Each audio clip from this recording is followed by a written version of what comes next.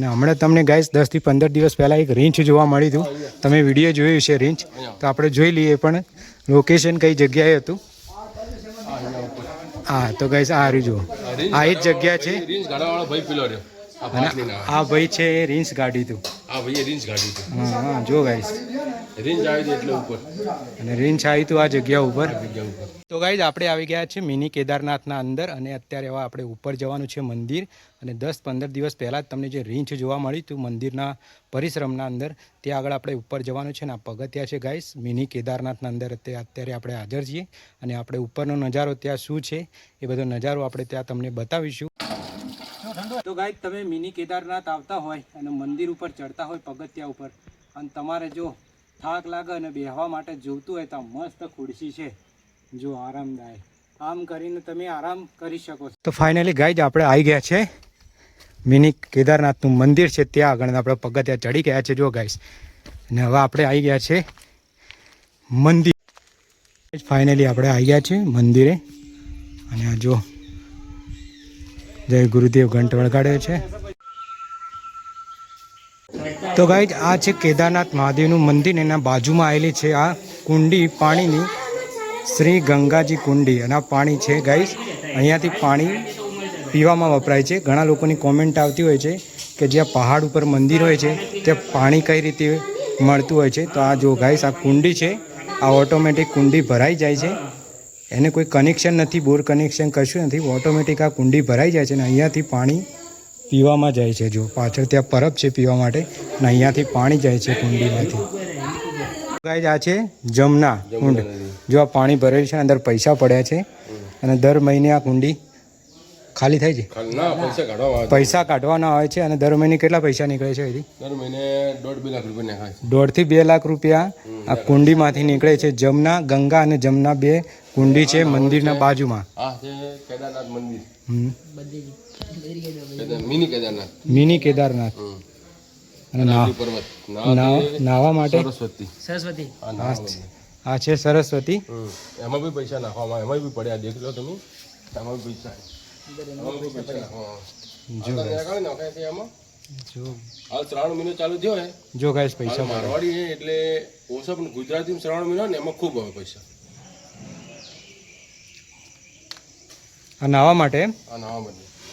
તો ગાઈસ આપણે છે મિની કેદારનાથ પર્વત ઉપર છે, પહાડ ઉપર મંદિર આવેલું છે ત્યાં છે. અને ત્યાં તમે જો આ નાવા માટે છે, આ બે ટાંકી છે પાણી પીવા માટેની, આ મંદિર છે.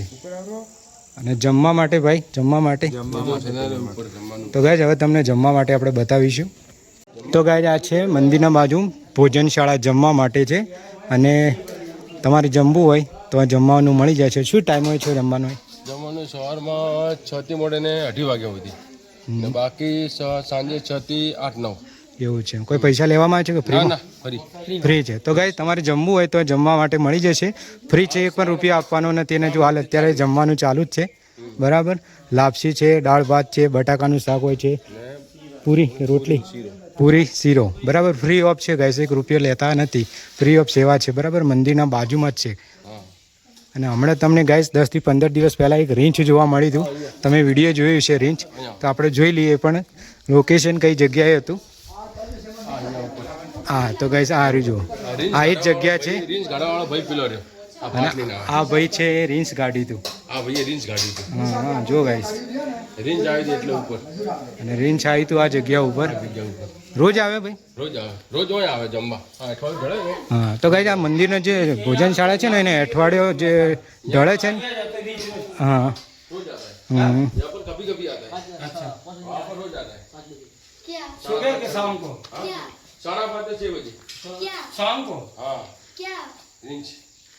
તો ગાઈસ અહીંયા જમવાનું ચાલુ છે ને, અહીંયા તો જે અઠવાડો પડે છે ને એવો નોખવામાં આવે છે ગાઈસ. તો પછી એ રીંછ છે ને અહીંયા જમવા આવે છે. રોજ સાંજે આવે છે 5-5:30 વાગે. હા ગાઈસ કાલની રાતે આવી હતી. હા વિડીયો ભાળો. કાલની રાતે પેલે ગેટ દેખાય ને દરવાજો, એ આવી હતી કાલની રાતે. બરાબર. વિડીયો ભાળો, વિડીયો બતાવી. મારમાં વિડીયો છે. બરાબર. રોજ આવે ને જમવા?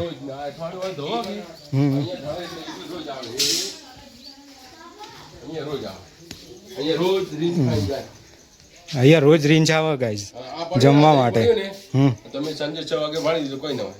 એવું એમ બધું ખાઈને એક બે બચ્ચા ને એક રીંછ છે અને હાલ તો પૂજારી અમારે ખુદ ખવડાવે છે એવું એમ પૂજારી તો કોઈને કઈડતું બીજું નહીં ના ના હા કોઈ નહીં પાળે કોઈ નહીં કાઢ્યું એવું એમ હજુ સુધી એવું બનાવ બન્યું નહીં કે કેદારનાથમાં રીંછ છે કોકને બાથે છે હજી તો કોઈ બીના બન્યું નહીં તો ગાઈસ આ જમવાનું જે અઠવાડ પડ્યો ને રીંછ જમવા હોય જુઓ પછી જતું રહે પછી રોજ સાંજે 4-5 વાગે 6 વાગે જમવાનું હોય ને જતું રહે પાછી તમને દિવસે જોવા નહીં મળે જમવાનો ટાઈમ થાય ને એ વખતે જ જોવા મળે યાર હજી ઉપર મંદિર છે મુનિજી અને ઉપર પણ ગાઈસ અહીંયાથી કેટલું દૂર છે ભાઈ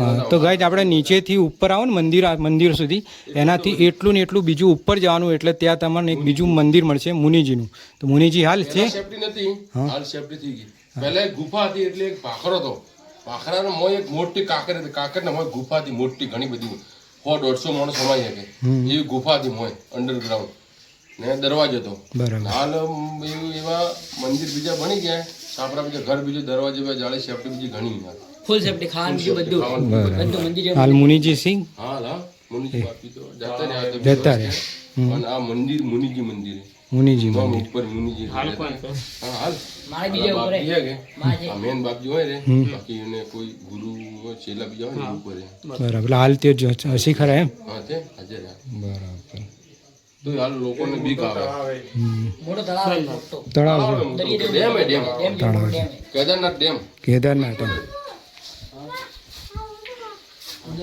તો ગાઈઝ આ હતા લોકો અહીંયા જે રહે છે લોકલ માણસો અહીંયા જે મંદિરના ઉપર અહીંયા જ રહે છે એ લોકો આપણને માહિતી આપતા હતા બધી બરાબર તો ગાઈઝ તમને અહીંયા જમણવાનું મળી જશે આ મંદિર છે નાહવાનું પણ મળી જશે અને ભાઈ હોય રોકાવું હોય 1-2 દિવસ નાઇટ તો રહી શકો એક આ ધર્મશાળા છે એક આ ધર્મશાળા બાકી આ બાજુ દેખા ના આ ધર્મશાળા છે બાજુમાં આ પતરા નીચે ધર્મશાળા છે બરાબર હમણાં તમે નીચે બેઠા હતા ને હા અમે પેલી ધર્મશાળા આ ધર્મશાળા પેલી ધર્મશાળા છે આ ઉપરવાળી ધર્મશાળા જાણે બીજી કમ્પ્લીટ હો નીચે નાઇટમાં હે બરાબર તો ગાઈઝ તમારે જો રોકાવું હોય અહીંયા અને મોડું તમે દૂરથી આવતા હોય અમદાવાદથી દૂરથી આવતા હોય ગાંધીનગરથી તમારે રોકાવાનું થાય તો અહીંયા ધર્મશાળા છે જમવાનું છે બરાબર એક અહીંયા ધર્મશાળા છે ત્યાં છે ને ત્યાં છે 2-3 જગ્યાએ રૂમો છે તો તમને રોકાવા મળી જશે અને પાછા તમે નાઇટ રોકાઈને સવારે ફરીથી તમે જઈશ 8-10 રૂમ છે ગાઈસ બરાબર તો તમને અહીંયા રોકાવા માટે પણ મળી જશે બરાબર તો સરસ મંદિર છે પહાડ ઉપર અને કુદરતી નજારો પણ સારો છે ગાઈસ તો તમે લોકો જરૂરથી આવજો મંદિરનું નામ છે મિની કેદારનાથ મિની કેદાર અને પપ્પા આ ચડાયા તો કઈ રીતે આટલા તો આ કેટલી મોય કાઢી આ બે જણા પકડી ગયા, હા આ તો ખબર હે હમણાં પાલક બીજું ભલો નહીં હતી આ ઓમ પેલા શ્રવણ મા બાપને ઉપાડીને જાય એ રીતના હા તો વજન વાળો ઘણો આપણે મંદિરમાં દર્શન કરી લીધા છે ને હવે આપણે જવાનું છે નીચે અને બધા પગથિયા ગાઈસ આપણે ઉતરવાના છે ફરીથી